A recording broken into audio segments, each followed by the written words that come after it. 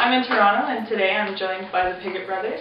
Thank you very much for coming in. Thanks for having us. It's nice to meet you guys. Nice to meet you too. We've got secrets between. You have a musical background in your family. You weren't raised in Canada. You went to Portugal for a bit. Yeah. And that's where your music started? For me, yeah. Well, for both of us, yeah. My dad was a blues musician, and I got all his old harmonicas after he passed away. Moved to Portugal and grew up without television. My mom had a lot of records. Yeah. Yeah, and she'd take us to karaoke. That's where we started performing live, and then I was definitely serious about it. Right in my diary how I'd done at karaoke. Aw. Yeah. What type of records? Blues, Yeah. mostly Hendrix, a lot of 60s stuff.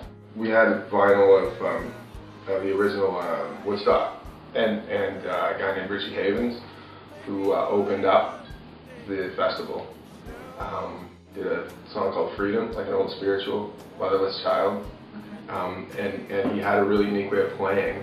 His tuning was all open, and it was very rhythmic, it was all acoustic, and it really spoke to me. It was that spurred me to pick up an acoustic guitar. So he was a heavy influence on me playing. What's your heavy influence? Oh. Yeah? I didn't know what I was doing. I don't know. So you just sort of picked up and took after him? Well, yeah, I don't know. I was nuts about blues and Hendrix, and I fancied that one day I could be Hendrix, which turned out to be completely incorrect. That's alright. Yeah, whatever, you find your own way. Yeah. I was always a hack, musically. Music isn't my strong point. No? Well, I disagree with you. After hearing you perform and watching the No, but I had kind of a breakthrough when I got really into punk, not as the music so much, as a phenomenon, and artistically it suddenly clicked for me what they were doing, and their whole philosophy was if you got something to say, you can say it, and then the ragged edges of your musicality can be a part of it, if you just do it with enough ferocity, and so, that made sense to me because I was always so uptight about doing it well, and I think largely, not to toot Oliver Stone too much, but I looked up to him a lot, and I found it hard to relax and just enjoy myself, And so when that really clicked for me, you know what I mean? And so I can do what I do really well, but I gave up trying to do what other people do really well. Actually, watching Canadian Idol with you guys, I can tell you, until I was researching it, I could not for the life of me remember who won your season, but I remembered you two, because you have a distinct look, a distinct sound. Thanks. The two of you were just amazing, and when you combined your voices, it was like, I was sure there would be a tie at the end, like I had no idea how they were going to choose. It's a good combination, I think, especially writing-wise, writing together. I think the stuff that we write together is not only very different from what we write individually, but in a way it's sort of much better. I would say marketable, at least, much more.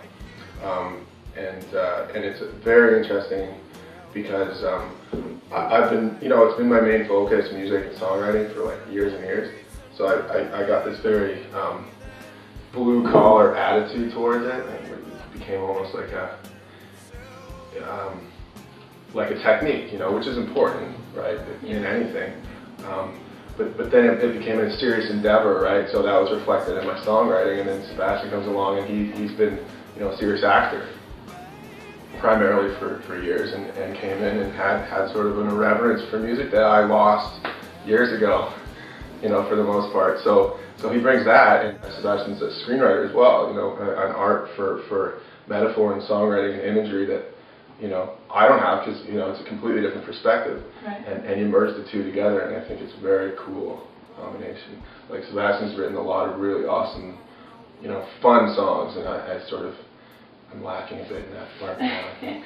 So did you have acting experience and all that before you went into Canadian Idol? Yeah, and I was pursuing it with a debilitating seriousness. Like Oliver talks about the songwriting. And I think that's the real paradox, if that's the right word, in what we do. About something you're so passionate about and you are so serious about, and you need to be able to also have an irreverence for it and have a great deal of fun. Because if you watch the people who are really great, they're having a really good time. I think that's what made the Beatles. Sure, they're phenomenally talented, goes without saying, but that's what I think made them the greatest rock and roll band of all time, is that they didn't really give a crap. It's A lot of true. the time in their songwriting, they're just having a good time, they're trying stuff, and even hear about their process, and they're just so loose. And there's nothing more fun to watch than somebody having a good time. And that's why Brando was the best screen actor of all time, is because he didn't care. Days of Idol, when we did it, you know, I was like, oh, this is my thing that I do, so I showed up, you know, oh, my guitar tuned up and everything. Sebastian's, you know, we did the thing together, and his guitar's got a shoelace for a strap, and there's only like 4 strings on it. And nobody sucks. Huh? Yeah, and then, you know, I cared quite a bit more about it, and you know, who lasted longer, right? You know what I mean? Yeah. It says something, you know. Well, but it was also because I was an actor, and I really acted my way through that competition because Do you think so? I did. Musically, I wasn't doing a great job at all because I was paralyzed by nerves. I mean, I was pretending to be relaxed on that show, you know, but it was my acting experience that got me through, and knowing how to use the camera, and knowing how to appear relaxed even if you're not. And there's stealing things. Oliver's dance moves, right? And seeing all those dance moves, come on, I What dance moves? Oh, the hand thing. The hips and the lifting up the guitar. Oh yeah, look, we all bite each other all the time, and you know, like I said, I give him all the credit in the world. The Canadian Idol experience. A lot of people who don't watch the show, they talk about how it's like. Somebody doesn't watch it. Who doesn't watch it? A couple of people. Really? Toronto. That yeah, that is that's about right. the most important thing in the universe. The ones that don't watch it and they think Who are they? Tell me. they're people that basically are trying to get in the music career and can't because they're not good enough or Who's they this? don't work hard enough. There's some that they say that Canadian Idol is an easy way out, basically. Easy. Yeah. Yeah. Which is what I want to hear from you guys. It's a huge process. The process of getting on the show. Yeah. What did you guys think about it?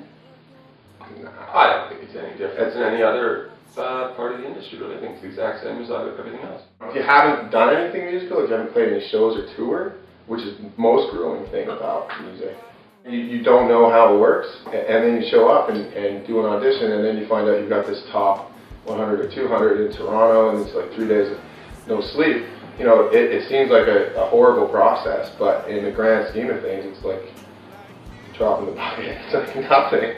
You know, you're like, well, you know, you play shows and you've been up for days on end anyways. You know, 3 days, and you're staying at a lush hotel. Like, sweet. That's great. Well, Nice to hear. Yeah. but it is what it is. I mean, is anyone pretending it's any different? I mean, the whole business it's a microcosm of the whole business, the entire way it runs. People say, well, it's a popularity contest. It's like, yeah, that's how exactly they what it advertise is. it. Yeah. The whole business is a popularity contest, and ultimately you're selling product. Where people talk in the business a lot about support, and it's really a load of bull crap because nobody's interested in supporting you if you stink, you know. Right. And even if you're really good, if they're not entertained and they're not getting their money's worth, they don't care. You know, even if you're, they just want a good show, you know, and that's what that show's all about. In the music community in general, you know, musicians talking about lack of support from the audience, and Come on, charity guy. yeah, to me, it's like you know, it'd be like, hey, if you were doing any other line of work, like you were a plumber or something, and if you're like a plumber. Nobody claps. Nobody's, walks well, yeah, or away. no, nobody's hiring them, right? Okay. It's like, well, maybe they don't like your work, Yeah. right? And it's not their, it's not their job to support you. It's the other way around, right? Right. It pervades the industry on the stage too when you see these self-indulgent performers who feel like they're owed something. And they're up on stage and they're not being entertaining. And maybe they got a great voice, maybe they're brilliant lyricists, but at some point you're looking at your watch and you know, you need to entertain your audience and do a service. It's that simple. If you're doing a show on a weekend, which you generally are, you're asking for people to give up their hard-earned time and money to come see you play. You know, so the idea that they should support you is absolutely ludicrous, I think. It's a lot to ask. Yeah. It's a lot to ask. Come out, pay $20 to watch me. Yeah. To watch me play my music. I like that you guys are so down to earth and think that way. 'Cause Well, it's just it's a job, right? And that's how I think people need to view themselves as public servants, right? When they're entertainers, like whatever it is, comedy, music, like Totally. anything in the public forum, right? I do acting and music, and I'm a writer as well. And so I get asked, what do you want to be doing? Which one's your priority? I'm like, well, I'm a professional artist. I'm in an incredibly privileged position. So whatever somebody wants to pay me to do, if you want me to pay me to write some, Why great. not? Yeah. Want to pay me to sing a song? I'm not going to argue with it. You know what I mean?